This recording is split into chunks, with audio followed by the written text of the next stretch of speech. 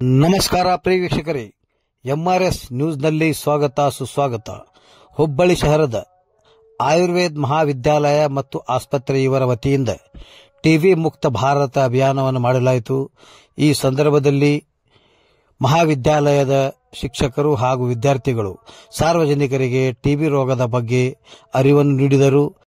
ಈ ಸಂದರ್ಭದಲ್ಲಿ ಮಹಾವಿದ್ಯಾಲಯದ ಪ್ರಾಂಶುಪಾಲರು, ಶಿಕ್ಷಕರು ಹಾಗೂ ವಿದ್ಯಾರ್ಥಿ ವೃಂದವು ಈ ಸಂದರ್ಭದಲ್ಲಿ ಉಪಸ್ಥಿತರಿದ್ದರು.